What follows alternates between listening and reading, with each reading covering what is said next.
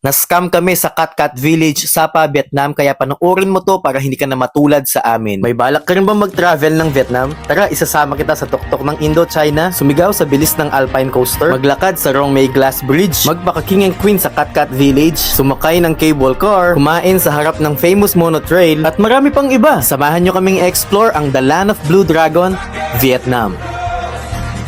By 10 PM, sumakay na kami ng sleeper bus via HK bus line papunta ng Sapa, Vietnam. 6 hours to, kaya itutulog muna namin, magkita na lang tayo sa day 2. Nakalapag na kami ng Sapa, Vietnam, at ito yung magiging hotel na pag-i-stayan namin. Pagbukas ng pinto, bubungad sa'yo yung king size bed, guys. Napakaganda, napaka-spacious ng room na to, na may kasamang traditional bathtub, pero hindi naman namin nagamit kasi hindi kami kasya dyan. Pagbukas ng bintana, makikita mo na yung daanan ng tren. Ang ganda din ng bathroom nila, guys. Napaka-spacious din. Tapos ito yung malupit dyan. Dito sa mismo kung saan ka magbabawas, guys.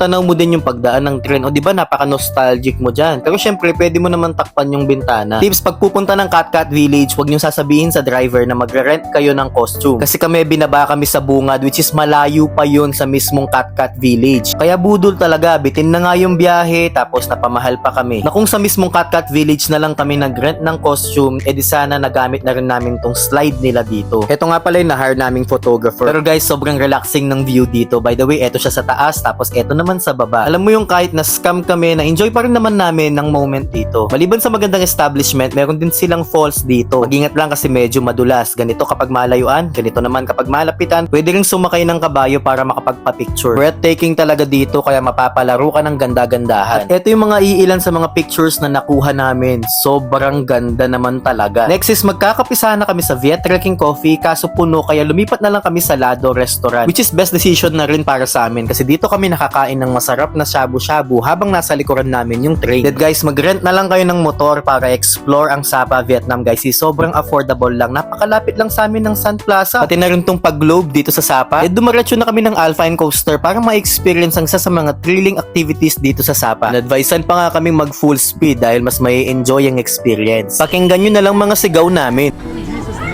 Let's go!